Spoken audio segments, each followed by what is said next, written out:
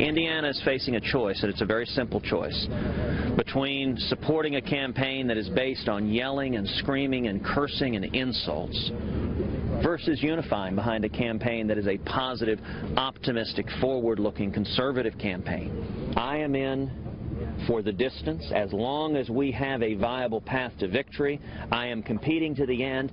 He has no road to victory. He can't win.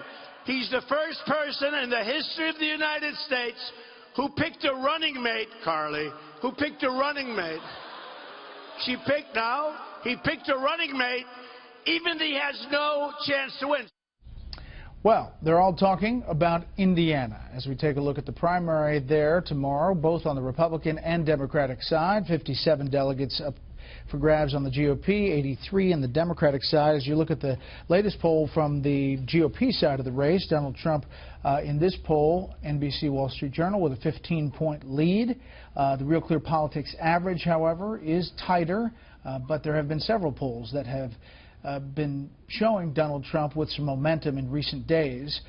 We will look at the GOP side first. Let's bring in our panel. Editor-in-Chief of LifeZette, Laura Ingraham. Mara Liasson, National Political Correspondent of National Public Radio, and syndicated columnist Charles Krauthammer. Okay, Mara, is it over if Cruz doesn't win Indiana tomorrow? I think it is. This is not just the last best chance for the Stop Trump movement. This is the last chance.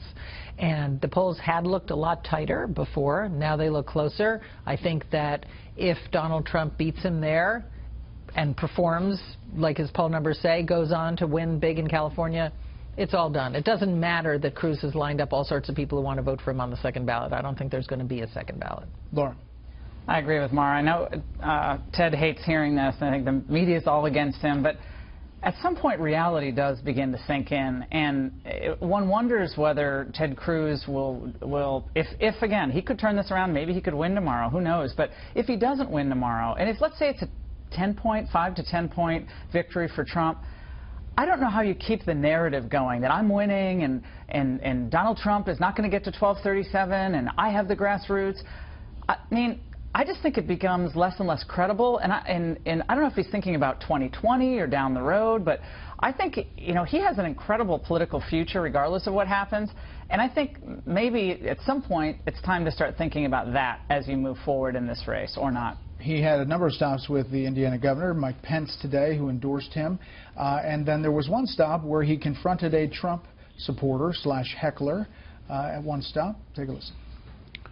I'm running to be everyone's president, those who vote for me and even those who don't want you. Well, you're entitled to your view, sir, and I will respect it. In fact, I will do the math. I will protect you asked your cases rights. to drop out. It's your turn.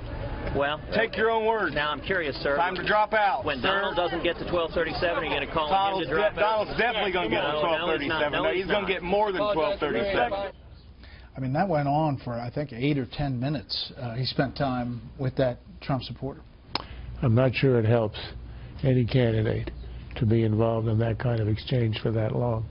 Look, Cruz is trying everything he can. He tried the coalition with Kasich, that didn't work. He tried a vice presidential nominee.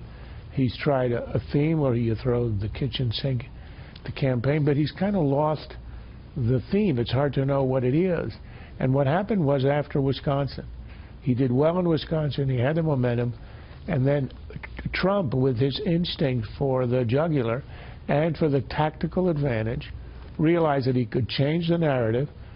Cruz goes after delegates perfectly, reasonably, legally, and within the rules. Any other candidate would have done it. And Trump understands it's the perfect way to strip Cruz of his claim and status as the outsider. Because the Cruz defense was to say, I'm playing by the rules as they exist. And remember, he ran as the guy who, in Congress, in the Senate, would not accept the establishment rules, would not accept the dictates of the higher-ups, called the majority leader in the Senate a liar, floor of the Senate, and here he is arguing, I'm going by rules, and Trump says that the establishment has erected.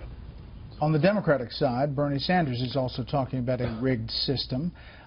Take a listen to Sanders' pitch. When we talk about a rigged system, it's also important to understand how the Democratic convention works. We have won, at this point, 45% of pledged delegates, but we have only earned 7% of super delegates. It makes it hard for insurgent candidacies like ours to win. She will need super delegates to take her over the top at the convention in Philadelphia. In other words, the convention will be a contested contest. Okay, take a look at the RCP average in Indiana. It is tighter there, but Hillary Clinton holds a slight lead in the average polls. Contested convention. Well, contested convention, that's the first time I've ever heard that definition. A contested convention generally means no one has enough to get the nomination on the first ballot. But superdelegates vote on the first ballot. She'll get that. The thing that's interesting, he might win Indiana, by the way. I think that the internal polls from the campaigns have it much, much closer than it is now. But even if Hillary Clinton lost all the remaining primaries by 20 points each, she'd still come in the winner. So she's won 23 states. If he wins Indiana, he's won 18. She's way ahead of him. She's 2.6 million popular votes ahead of him. Well, Trump's ahead from Cruz more than that. Yeah, even. yeah. I mean, so it's hard to make the case that this is somehow some phony, baloney, rigged system. Yeah, I think there's just something else going on here, though. I think he's trying to really have influence on the platform. The question is, you're going to go with the globalist Hillary, you know, global trade deals, probably more foreign intervention. You're going to go with Bernie Sanders, who's trying to do the faux kind of Democrat populist thing, which is why you keep hearing Trump making little pitches to the Bernie Sanders voters. I think you're going to start seeing some interesting movements to try to say, look, Bernie, you don't like these trade deals? Your only chance of not having these massive global trade deals is to help me knock off Hillary Clinton, or at least push for the platform in the Democrat Party not to go forward with something like the TPP. Bernie doesn't want these deals. Hillary gets in. TPP is going to be fast-tracked. They're going to push this thing right through. To your point, Hillary Clinton on the campaign trail has been talking about President Obama. President Obama has an op-ed in the Washington Post tomorrow about TPP. Oh, yeah. Well, this is the last little bucket list item. I mean, he doesn't want to be embarrassed with all of these, 17 countries or so, 5,500 pages. Even some in GOP leadership are surprised that there are all sorts of little triggers in this Trans-Pacific Partnership. Most of them haven't read it. It gives countries like, in Indonesia the ability to come into the United States, buy a U.S. corporation, and bring all their own employees with them. I think that's Chapter 10 of TPP.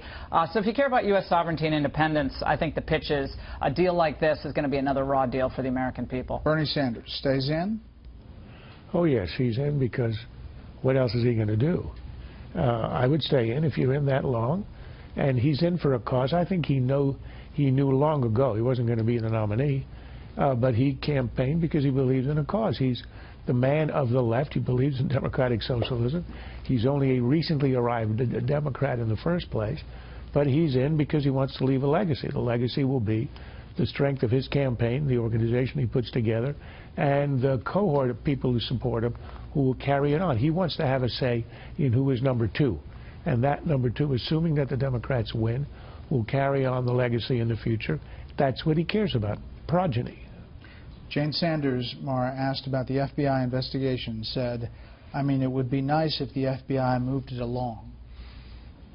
This is one Clinton campaign official said to me, well, he's kind of nice to us in the morning, but by the afternoon it's a different tune. So, the Sanders campaign has been doing two things at once, talking about defeating Donald Trump in the fall, unifying the party, but then you hear things like that. But maybe there's a little regret that they didn't go after the emails earlier. Well, exactly. It's a little bit late. And it's a little late for sure. Effect.